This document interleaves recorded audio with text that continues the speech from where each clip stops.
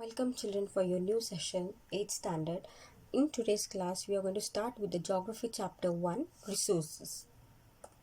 In this lesson we are going to study about resource that we use in our day-to-day life. As we all know, in our daily life we use some basic things like vegetables, fruits, textbooks, etc. So these all are having some or the other value. Well, you might be having a doubt, what is this resource about? Anything that we use to satisfy our needs, that is human needs, is called a resource. It means the things we use in our daily life. Anything, it may be a small thing or it may be a big thing, they all are coming under resources. So I would like to give you examples like comb, book, pen, table, chair, etc. So these all are resources. Now these all are required for your human in order to fulfill his needs. So these things, that's why we call these as resource. Now there are many things that are regarded as resource. Even water we drink, when we are thirsty, to quench our thirst we drink water. So even water is also a resource.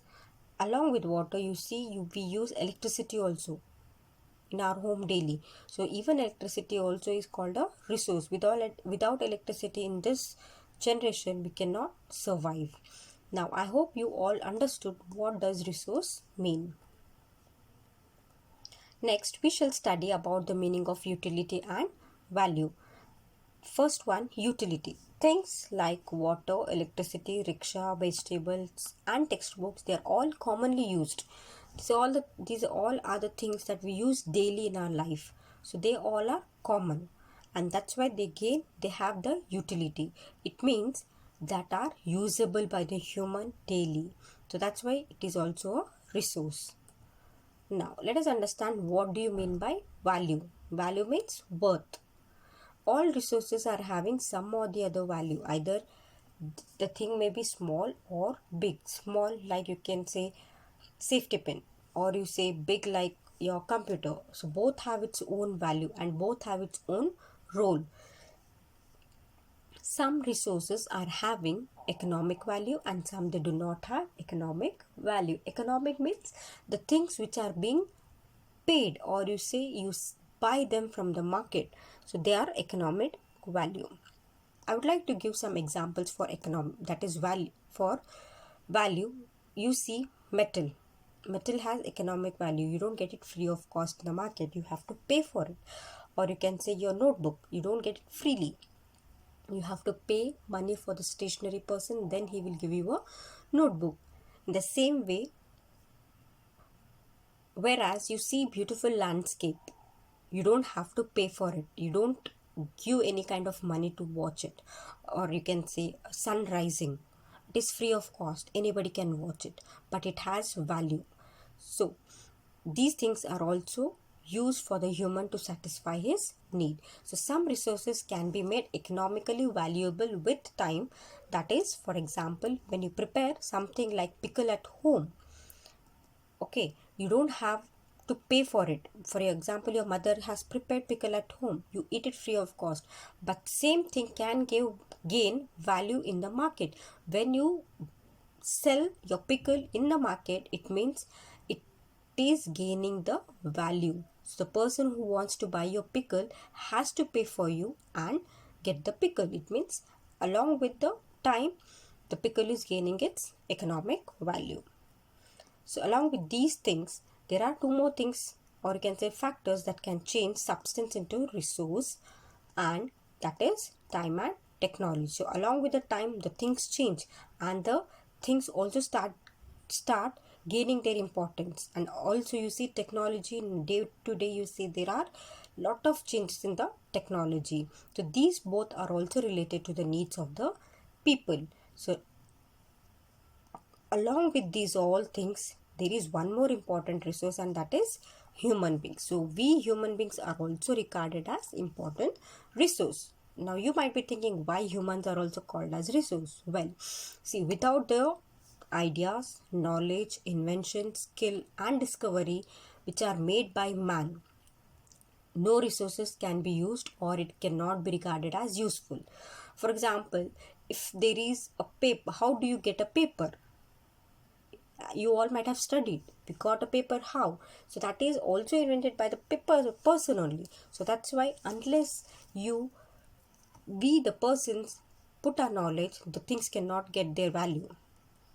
Now let us study about the types of resources. Resources can be classified into three types: natural resource, human made resource and human. So in this class we are going to study only about natural resources. So in the next coming class we will know about human made and human. So now we'll come back to our natural resources. So these are the resources which are drawn from nature and are used by humans without any modification. That is, without any modification, it means without making any kind of changes. You use them directly. So those are the natural resource. Example, air we breathe, the water in rivers and lakes, etc. So the air you breathe is directly. You don't have to change it, or you don't have to make any kind of alterations in that. So these resources, they are a gift of nature which can be used directly and freely by the living things. As I said to you, the air we breathe in, we don't change it, we directly inhale it.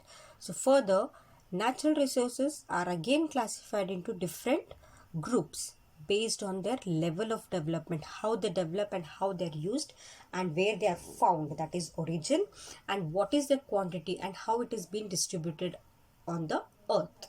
So first one we are going to read is about the level of development and use. So on the basis of their development and use, resources again they are divided, that is classified into two groups, and that is actual resource and potential resource. So first one is actual resource. Now these are those resources whose quantity is known to us, which means these resources are also used at present by the human beings. So you don't have to worry that whether we get it or not. So we know the quantity, so we are using at present also. Example, the rich deposits of coal in Ruhr region, where that comes in Germany. Petroleum is found in the West Asia, where we use it in our day-to-day life for our vehicles, and the dark soil of Deccan Plateau in Maharashtra. So these all are called actual resource because we know their quantity and we are using it in our present life. And the next one is potential resource. So these are those resources whose quantity may not be known to us, and at present these resources are not being used also by the humans because we don't know their quantity, whether it is present or not. So that's why we are not using them, but can be used in future. It's not like we cannot use at all.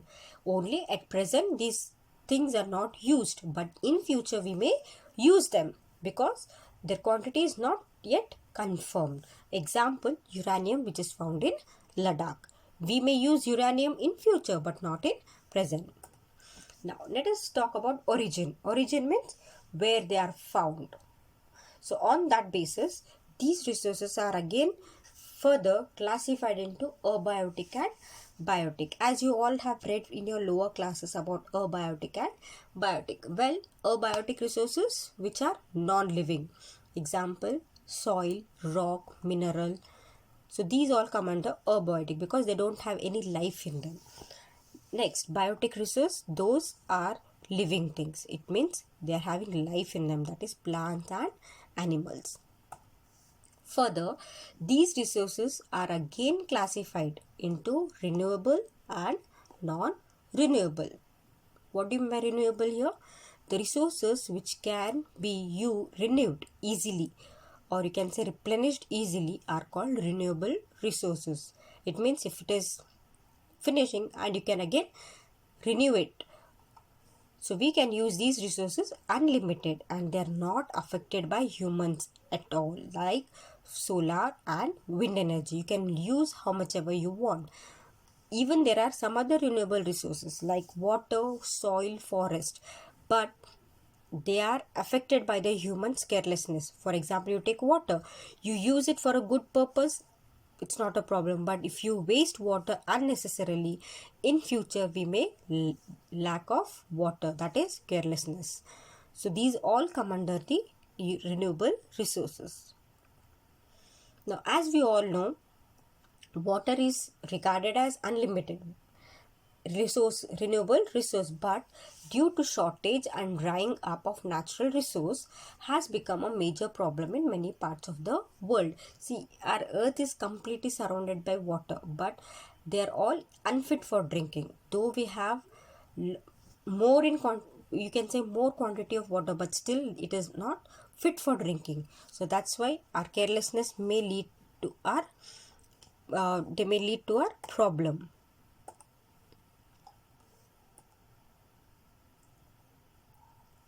Now, next one is non-renewable resource. So these resources are limited in stock, and once they are exhausted, it may take thousands of years to be renewed. As I said, you get them, but you are using them now. But if you don't use them properly, if they get exhausted, then to get it back, you need to wait for long time, that is long years. Such as you can say petroleum, now we are using coal, but once it is over, you have to wait for a very long years. So that's why we have to use them very carefully. Also natural gas, so these all come under non-renewable, though they are available. Like petroleum, I said you, they are actual, where whose quantity is known, we are using it present. But once they are exhausted, or once it is finished, again to renew it, it takes a lot of time. And the third one is stock and distribution. Distribution means where and all it is distributed. So on the basis of distribution, resources are again divided into two things. One is ubiquitous and localized. So first one is ubiquitous. It means the resources which are found everywhere. Any corner of the world you go, wherever you go, you find this resource. So such resources are called as ubiquitous. For example, you take the air you breathe, water we drink. You go in any corner of the world, you get fresh air to breathe, you get water to drink, you get food to eat. So these things are ubiquitous. You cannot stay without these things. So these resources come under ubiquitous. So next one is localized. So the resources which are not found everywhere. They are there, the resources are present, but not everywhere. Like example, you take copper, iron, you don't find it everywhere. You find in very certain places. For example, as I told you, uranium, you don't find uranium everywhere. It is only present in Ladakh. So these are the things we are having, but we don't find them everywhere. I guess you understood the difference between ubiquitous and localized. By this, we understand that the distribution of natural resources depends on physical factors like terrain, climate, and altitude. Now, you might be having doubt, what is terrain, what is altitude, what is climate? Terrain is a stretch of land, that is physical feature. So depending on the land fertility, you get the things. Altitude, height of an object you see, or the sea level or the ground level. The sea level and the ground level is never equal. And the climate, weather condition, depends on the weather. Now in this weather, in you don't find everything. So depending on the weather, or you see summer season you find some things, winter season you find some things. So in this way, depending on terrain, altitude, and climate, all the things have been distributed. And these are the main three reasons why there is unequal distribution of resources over the earth. No resource is distributed equally over the earth except air, you can say. Even water also, you see in Rajasthan desert areas you don't find more. So like this, because of the reason of terrain, altitude, and climate, the distribution of resources is unequal over the earth. So I guess you all have understood what are the types of resources, what do you mean by natural resources, how they are being classified on the basis of their level of development, origin, and distribution, and also again further how they are divided into localized, ubiquitous, or you say abiotic, biotic, renewable, non-renewable. Okay, I guess you all understood the difference. What are they saying? So in our next class, I will explain you about two more topics, that is human made resource and human resource. So by till then, you all recall the things what I have told you. I hope you all understood. today's class. So we shall meet in our next class. Thank you.